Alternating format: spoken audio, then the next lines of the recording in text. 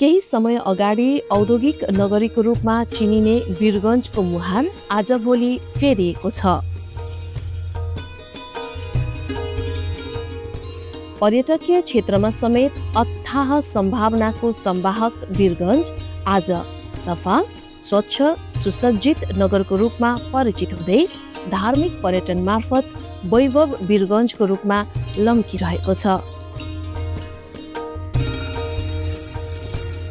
महानगरपालिकाले धार्मिक पर्यटन प्रवर्धनका लागि गरेका पहल र प्रयासलाई नियाल्दा जो कोहीलाई आज वैभव वीरगञ्ज धार्मिक नगरीको रूपमा विकसित भएको आभास हुने गर्दछ।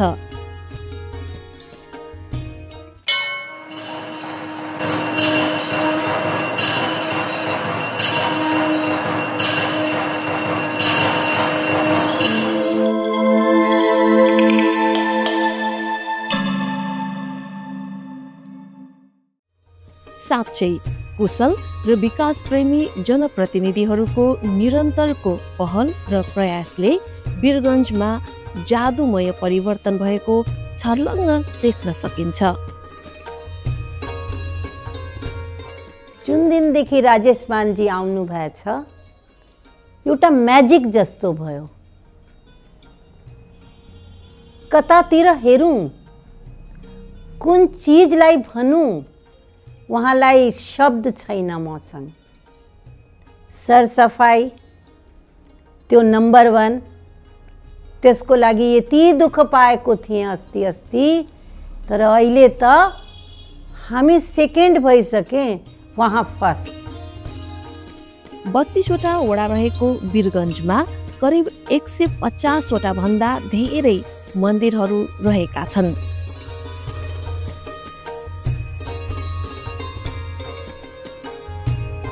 यति धेरै मठ मन्दिरहरू भए तापनि आवश्यक प्रचार प्रसारको अभावले जनमानससम्म पुग्न सकेको छैन।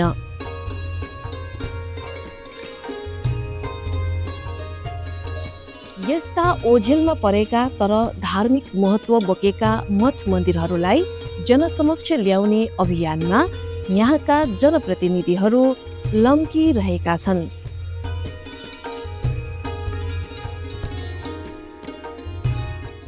काठमाडौँलाई मन्दिरै मन्दिरको सहर भनिन्छ, तर वास्तविकता हेर्ने भने वीरगञ्जलाई पनि मन्दिरै मन्दिरको सहर भन्न सकिन्छ। वीरगञ्जमा यति धेरै मन्दिरहरू छन्, मठ मन्दिरहरू छन् जुन प्रचार प्रसारको अभावमा जनमानस समक्ष पुग्न सकेको छैनन्। त्यस्ता मठ मन्दिरहरूलाई चाहिँ नि हामीले चाहिँ नि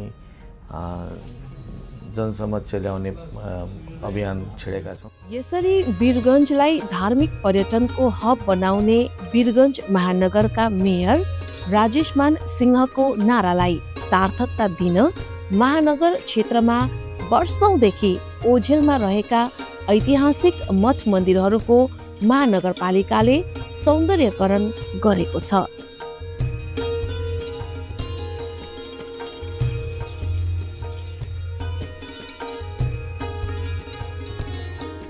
दृश्यमा देखिरहेको यो हो गहवामाई मन्दिर। यो मन्दिर वीरगञ्जको एक प्रसिद्ध मन्दिर हो। वीरगञ्जकै प्रमुख शक्तिपीठ गहवामाई मन्दिर र मन्दिर परिसरको स्तर उन्नति र सौन्दर्यकरण गरी आकर्षक समेत बनाइएको छ। यस्तै मन्दिर परिसरमा रहेका पुराना संरचना हटाएर पार्क जस्तै फराकिलो र खुल्ला बनाइएको छ, जहाँ स्थानीयवासी बिहान बेलुका मन्दिर दर्शन गर्न सँगसँगै स्वच्छ हावा खाँदै आनन्द लिन आउने गर्दछन्।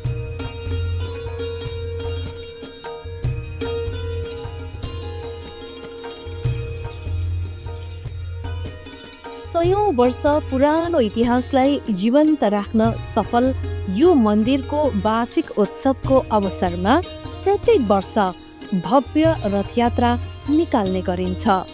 देवीको रथलाई फुलै दुलहीझै श्रृङ्गारेर विभिन्न झाँकी र बाजा गाजा सहित निकालिने रथयात्रामा विभिन्न जिल्लाका हजारौं मानिसहरूको उल्लासमय सहभागिता रहने गर्दछ।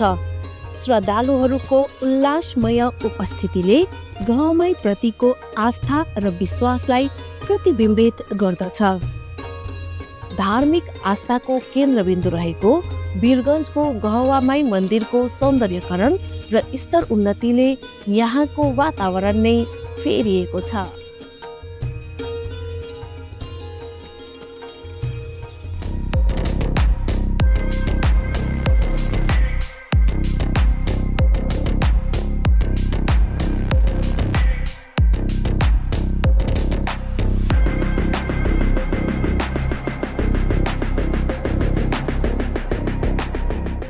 गहवामाईको कुरा गर्दै गर्दा हामीले यसका 7 दिदीबहिनीलाई छुटाउने हुँदैन। गहवामाई, बिर्तामाई, बिन्दवासिनी माई, भुटन देवी माई, 20 माई र 2वटा बौधी माई।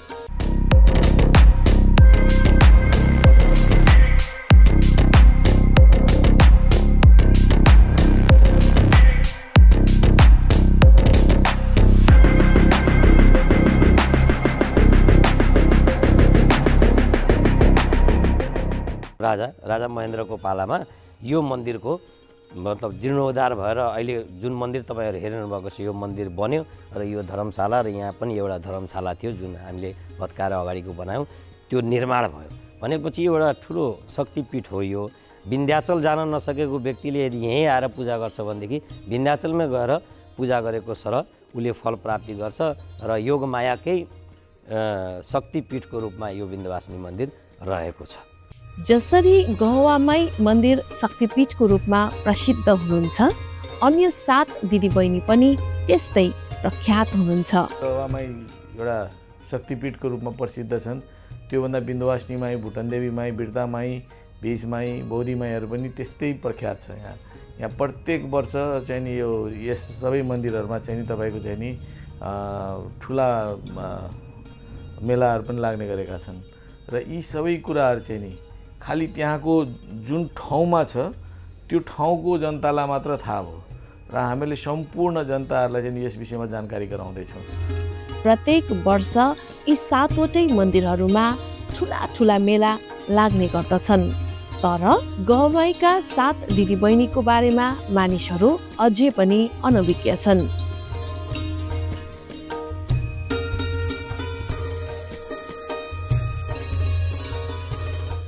ऐतिहासिक महत्त्वका र सांस्कृतिक महत्त्वका र धार्मिक महत्त्वका गहवामाई मन्दिर, विन्ध्यवासिनी मन्दिर, भुटन देवी मन्दिर यी सब मन्दिर चाहिँ पहिलेदेखि नै स्थापित मान्यता भएका मन्दिरहरू छन् र पनि प्रचार प्रसार र त्यसको चाहिँ आफ्नो महत्त्वका कुराहरू बाहिर नआएर धेरै मन्दिरहरू ओझेलमा थिए।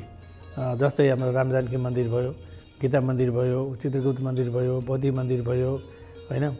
त्यस्तै हाम्रो 7औं माई मन्दिर, गहवामाई मन्दिरको 7 दिदीबहिनीहरू मध्येको चाहिँ मान्छेले मात्रै खालि गहवामाई मन्दिर भनेर चिन्ने, अरू मन्दिरहरू नचिन्ने अवस्था थियो। अहिलेको अवस्थामा चाहिँ 7वटै दिदीबहिनीको मन्दिरहरू यहाँनिर हामीले बाहिर ल्याउन सफल भएका छौँ। नेपालको एकमात्र 135 वर्ष पुरानो नरसिंह भगवानको मन्दिर जुन वीरगञ्जमै अवस्थित छ। यसको मठमा नरसिंह भगवानको भव्य एवं दिव्य प्रतिमा विराजमान गरिएको छ। यो मठको इतिहास निकै पुरानो रहे पनि यो मठ पछिल्लो समयमा भने ओझेलमा परेको थियो। तथापि यस विरासतको संरक्षण र पुनर्निर्माणका लागि महानगरले यसलाई पुरातात्विक विभागसँग समन्वय गर्दै मन्दिरको निर्माण, सौन्दर्यकरण, स्तर उन्नति र विस्तारका लागि दीर्घकालीन योजना बनाएर पुनर्निर्माणको काम अगाडि बढाएको छ। नेपालको एकमात्र नरसिंह भगवानको मन्दिर 135 वर्ष पुरानो वीरगञ्जमै अवस्थित छ। यसको डिपिआर पनि तयार गरिसकेका छौँ। साथै पुरातात्विक विभागसँग समन्वय गरेर पुनर्निर्माणको कार्य हामीले अगाडि बढाइरहेका छौँ। पशुपतिनाथको मन्दिर भन्नासाथ हामी काठमाडौँलाई सम्झन्छौँ, तर वीरगञ्जमा करिब 4 दशक पुरानो पशुपतिनाथको मन्दिर छ।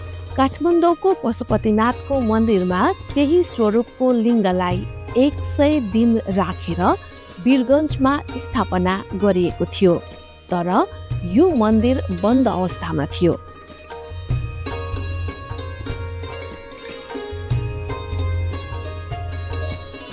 नयाँ जनप्रतिनिधिहरू निर्वाचित भएर आएसँगै यो मन्दिरले पुनर्जन्म पायो।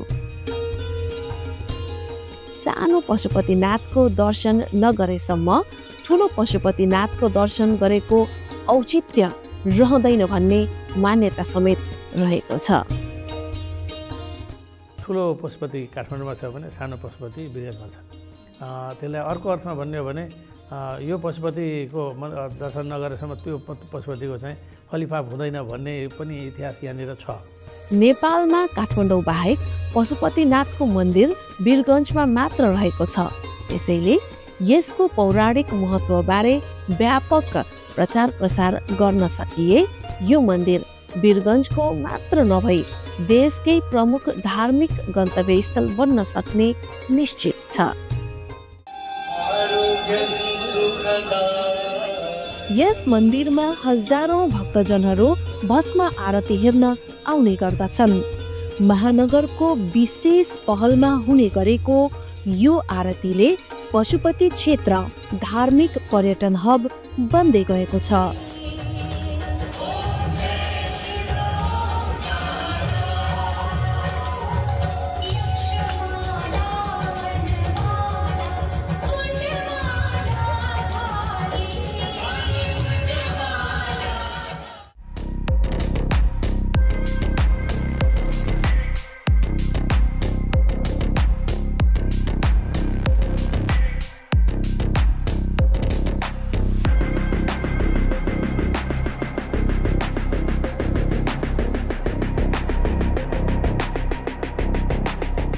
वीरगञ्जकै प्रमुख शक्तिपीठहरू मध्ये एक वडा नम्बर 19 मा अवस्थित विन्ध्यवासिनी मन्दिर।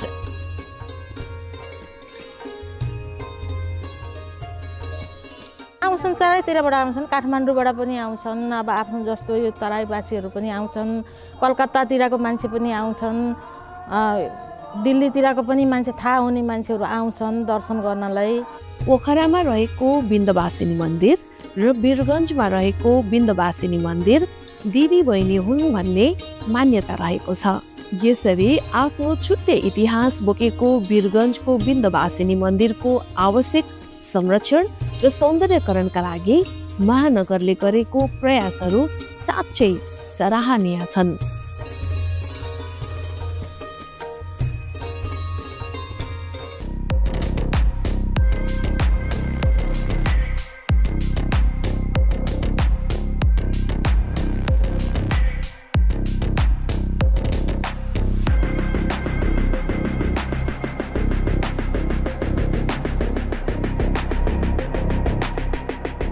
पोखरामा जुन विन्ध्यवासिनी माईको मन्दिर छ त्यो विन्ध्यवासिनी माईको मन्दिरलाई यहीँबाट लगेर त्यहाँ स्थापना गरिएको हो। यो सबै चाहिँ नि हामीले चाहिँ नि यहाँका विज्ञहरूसँग बुझेर चाहिँ त्यो स्थानीयहरूसँग बुझेर चाहिँ यो सबै कुरोलाई चाहिँ नि हामीले एउटा बुकलेटै निकालेको छ। महानगरले धार्मिक पर्यटनका क्षेत्रमा गरेका कामहरू यतिमा मात्र सीमित भने छैनन्। महानगरवासीलाई अनुभूति हुने गरी विकासका कार्यलाई अगाडि बढाइरहँदा महानगरले धार्मिक, सांस्कृतिक तथा ऐतिहासिक महत्त्व बोकेका तर ओझेलमा परेका एवं जीर्ण अवस्थामा रहेका धार्मिक स्थलको पहिचान गरी स्तर उन्नति र सौन्दर्यकरण गरिरहेको छ। निर्वाचित भएर आएसँगै व्यक्तिले कब्जा गरेर भोग चलन गरिरहेका मन्दिरका थुप्रै जग्गाहरू महानगरले फिर्ता गर्न सफल भएको छ। अनेकन चुनौतीहरूको सामना गर्दै कुशल र निडर जनप्रतिनिधिहरूको प्रयासको फलस्वरूप आज वीरगञ्जका स्थानीयले वीरगञ्जवासी भएकोमा गर्व गर्ने मौका पाएका छन्। लामो समयदेखि कब्जा गरेर राखेको राम जानकी मन्दिर लगायत अन्य मन्दिरको जग्गा खाली गराई महानगरपालिकाले आफ्नो स्वामित्वमा लिएर सौन्दर्यकरण, स्तर उन्नति र विस्तारका लागि दीर्घकालीन योजना अनुरूप काम गरिरहेको छ। उक्त मन्दिरमा भारत अयोध्याको नवनिर्मित राम मन्दिरको समुद्घाटन गरिएकै दिन गत माघ 8 गते भगवान श्री राम, माता सीता र भगवान हनुमानको मूर्तिको प्राण प्रतिष्ठा समेत गरिएको थियो। यहाँ हरेक साँझ आरती र पूजापाठ हुने गरेको छ। धार्मिक स्थलहरूलाई अतिक्रमण मुक्त गर्दै संरक्षण तथा प्रवर्धन गर्नमा वीरगञ्ज महानगरले थालेको कदम साँच्चै अनुसरणीय र प्रशंसनीय छ।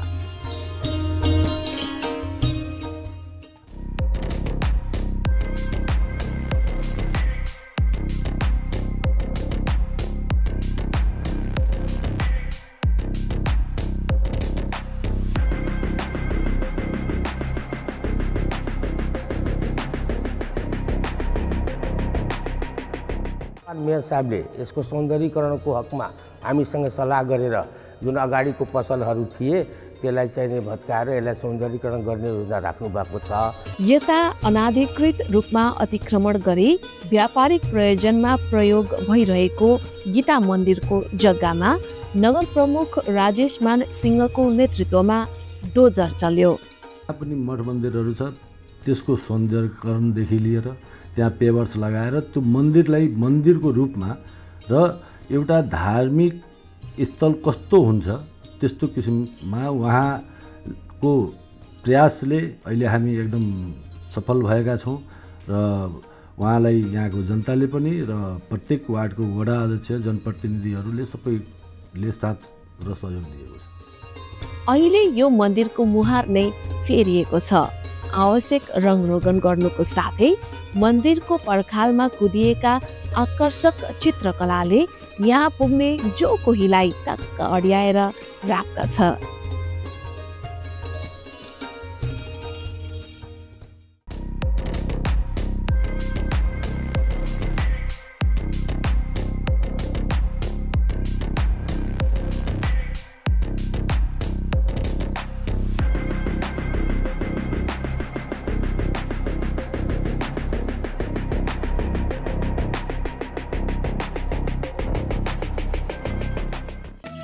पुरानो मन्दिरहरू जति थियो नि त्यसलाई भत्किसकेको, त्यसलाई जीर्णोद्धार गरेर त्यसमा रेलिङ, स्टिलको रेलिङ, के भन्छ त्यो फ्लोरिङ उहाँले गर्नुभएको छ। लेटेस्ट म हेरिरहेको छु गीता मन्दिर लेटेस्ट, उसले पहिला सब पसलहरू थियो सबलाई हटाएर अहिले यसो रेलिङ गरेर त्यो निट एन्ड क्लिन गर्नुभएको छ।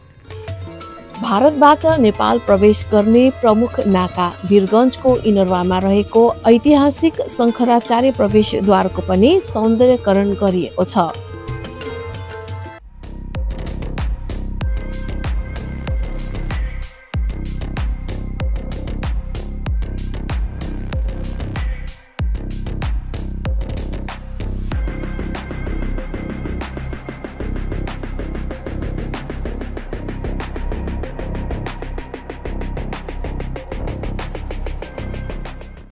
यस्तै वीरगञ्जको पहिचानको रूपमा स्थापित घण्टाघरको रङ्गरोगन र विद्युतीय बत्तीले सजाइएको छ भने घण्टाघर परिसरभित्रै वाटर फाउन्टेन जडान गरी अझ आकर्षक बनाइएको छ।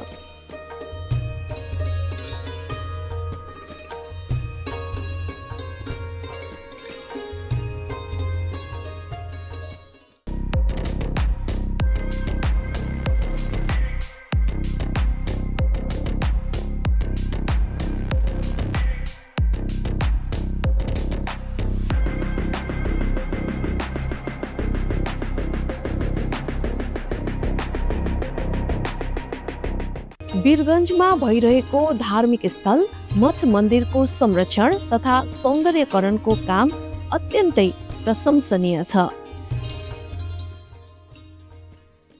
सबै ठाउँमा एउटा बिना बजारमा सानो एउटा शिवको मन्दिर थियो भत्केको, त्यसलाई पनि सुधार दिनुभयो। मन्दिरको जीर्णोद्धारमा उहाँ त एक नम्बर हो। महानगरवासीलाई अनुभूति हुने गरी विकासका कार्यहरूलाई अगाडि बढाइरहँदा ओझेलमा परेका एवं जीर्ण अवस्थामा रहेका धार्मिक र पुरातात्विक महत्त्व बोकेका संरचनाहरूलाई पुनर्निर्माण गर्दै प्रवर्धन र प्रचार प्रसारमा जुटिरहेको छ। जहाँ पनि मठ मन्दिरहरू छ त्यसको सौन्दर्यकरणदेखि लिएर त्यहाँ पेवर्स लगाएर त्यो मन्दिरलाई मन्दिरको रूपमा र एउटा धार्मिक स्थल कस्तो हुन्छ त्यस्तो किसिममा उहाँको प्रयासले अहिले हामी एकदम सफल भएका छौँ र उहाँलाई यहाँको जनताले पनि र प्रत्येक वार्डको वडा अध्यक्ष जनप्रतिनिधिहरूले सबैले साथ र सहयोग। देशको दिगो विकासमा पर्यटन क्षेत्रको योगदान महत्त्वपूर्ण मानिएको छ। तथापि धेरै धार्मिक तथा पर्यटकीय स्थलहरू आज पनि संरक्षण तथा उत्थानको पर्खाइमा छन्। यसका लागि पछिल्लो समय वीरगञ्ज महानगरका जनप्रतिनिधिहरूको भूमिका गति उन्मुख देखिन्छ।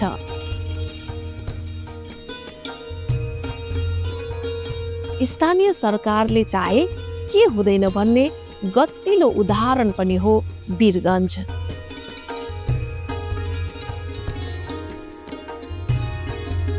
यहाँका जनप्रतिनिधिहरूको कुशल प्रयास र बलियो इच्छा शक्तिका कारण आज महानगरवासीले विकासको अनुभूति गर्न पाएका छन्। कुशल कर्मचारीहरूको साथ र सक्रियता अनि महानगरवासीहरूको जागरुकताका कारण नै आज वीरगञ्जको मुहार मात्र फेरिएको छैन, परिचय समेत बदलिएको छ।